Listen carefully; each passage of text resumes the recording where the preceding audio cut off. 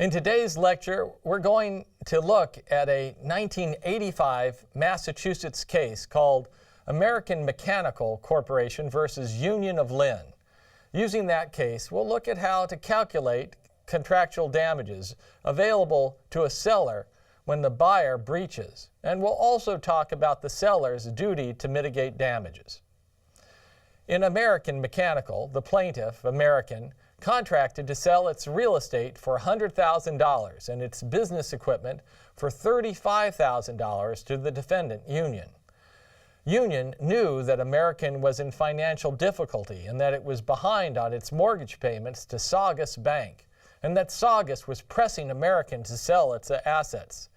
Union issued a $5,000 down payment to be held in escrow until closing. A couple weeks later, Union repudiated the contract.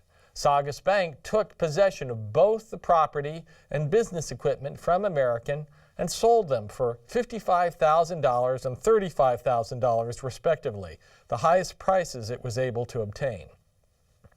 American sued Union for breach of contract. The trial court held for American but awarded only nominal damages. The instant court affirmed the judgment in favor of American as the non-breaching seller, but reversed as to damages. So this is the central issue. Is the plaintiff entitled to actual damages if the damages proved by the traditional formula are insufficient? The court held that it was and awarded American $45,000 plus interest. The traditional rule for calculating damages for breach of an agreement to sell real estate is to award the difference between the contract price and the market price at the date of breach. The trial court determined that the $55,000 obtained for the property at the foreclosure sale, which took place 7 months after the breach, was not a fair estimate of the market value on the date of breach, and that American had failed to prove actual damages.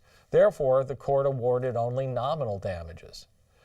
However, the appeals court held that the traditional formula is not a rigid one, and that the aim in measuring damages in the event of a breach is to place the injured party in as good a position as he would have been had the contract been performed. This is of course, the standard for expectation damages.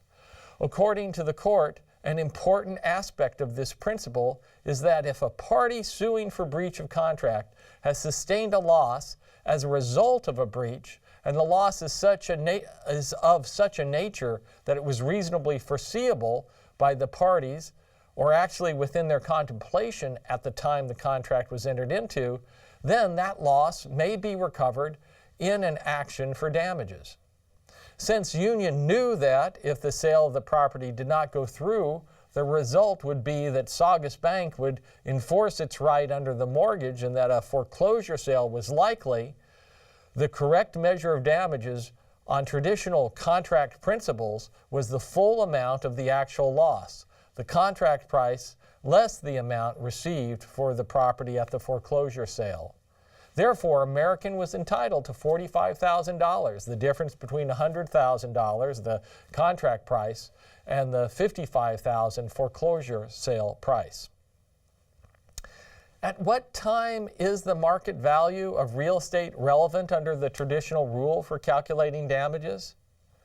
Suppose that American provided evidence that the market value was $75,000 at the date of the breach and $70,000 at the date set for closing. What result under the court's reasoning? Well, under the traditional rule, damages are equal to the difference between the contract price and the market price at the date of the breach. That would be $100,000 minus $75,000, or $25,000 in this case.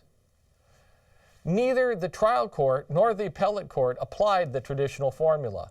The traditional formula requires an estimate of the market value of the property at the date of breach. Since this was unavailable, the trial court held that damages could not be calculated and awarded only nominal damages.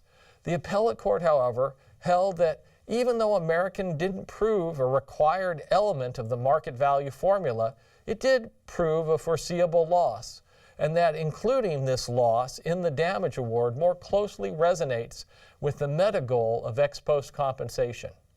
Such reasonably foreseeable losses are known as consequential damages, and we'll talk more about them in a later lecture when we cover a case called Hadley versus Baxendale.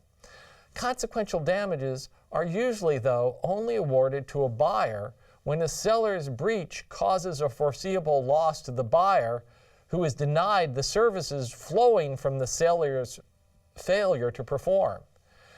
The UCC Section 2715 expressly limits consequential damages as those that are resulting from a seller's breach.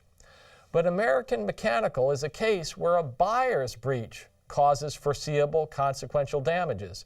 And while the UCC does not expressly provide for a seller's consequential damages, the Uniform Land Transaction Act does provide for a seller's consequential damages that include, quote, any loss the buyer knew or at the time of contracting had reason to know would result from the buyer's breach and which reasonably could not be avoided by the seller. American Mechanical also touches on this last point, the seller's duty to mitigate damages in the event of a breach by the buyer. The court noted that Union would, of course, be entitled to have American's damages reduced to the extent that American could reasonably have avoided the loss.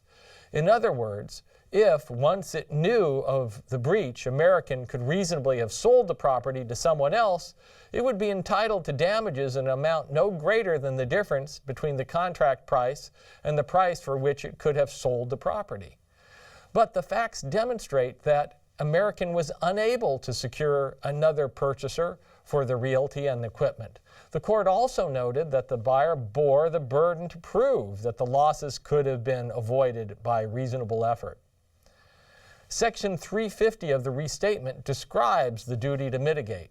It says that, quote, damages are not recoverable for loss that the injured party could have avoided without undue risk, burden, or humiliation, but that the injured party is not precluded from recovery to the extent that he has made reasonable but unsuccessful efforts to avoid loss.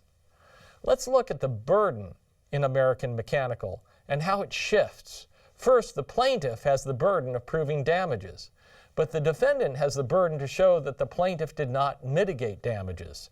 Thus, the court uses the mitigation rule to shift the burden to prove the market value of the property at the date of breach from the plaintiff to the defendant. At trial, the defendant might not have known that it had this burden because the law was not well enough established. Arguably, it would have been more appropriate for the appellate court to remand for a new trial to see if Union could establish American's failure to mitigate damages. Let's review. Today, we talked about how to calculate contract damages when a buyer breaches.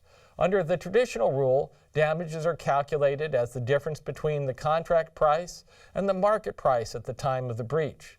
Damages may also include consequential damages, losses that are reasonably foreseeable in the event of a breach, although the seller has a duty to mitigate those damages.